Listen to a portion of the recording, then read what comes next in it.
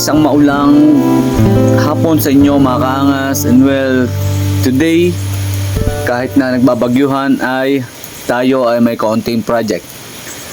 Papakita ko sa inyo ang ating pananim ngayon.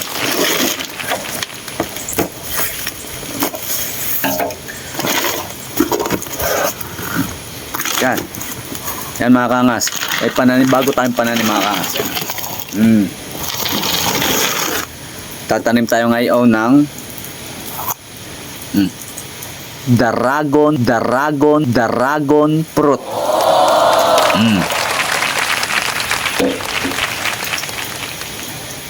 Kaya kahit medyo maulan ay itatanim na natin. Sayang ang oras eh. Nagigigil ka. So paano mga kangas, samahan nyo at itatanim natin to. Babush. Mga kangas, doon natin siya itatanim sa ating mga bakod-bakod. Ayun o.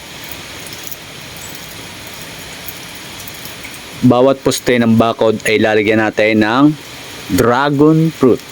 So let's come on.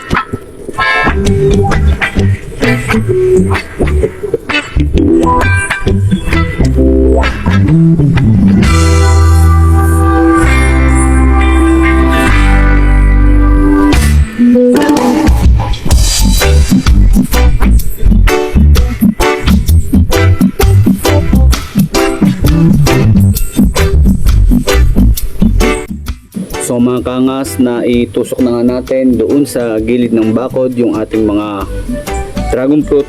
Ngayon ay ating tatalian para siya ay may pagkapitan ng kanyang tubo papunta sa bakod.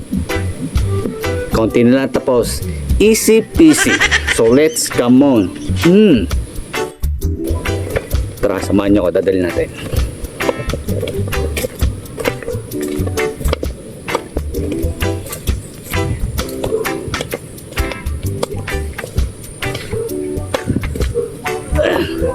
So yun mga kangas, parang ating pise.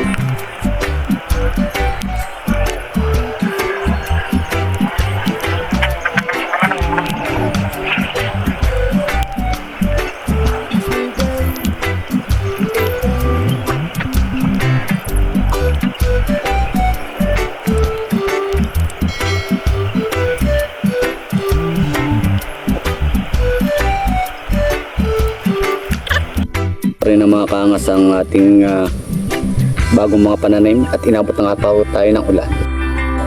So yan mga kaangas, ay natapos na naman po ang ating maghapon nang tayo ay may naitanim. Kahit umaaraw man yan o umuulan o kahit bumabagyo pa man iyan, basta laging tatandaan ang ating word and wisdom of the day. Magtanim ka ng magtanim at para ikaw ay laging may anihin. So this is Daddy Don A in the Bukid Only, where you can find peace of mind. So let's come on. Babush. Nanggigigil ako, bitin ako pagtatanim. Let's go. Walang magagawa, gangster ako eh.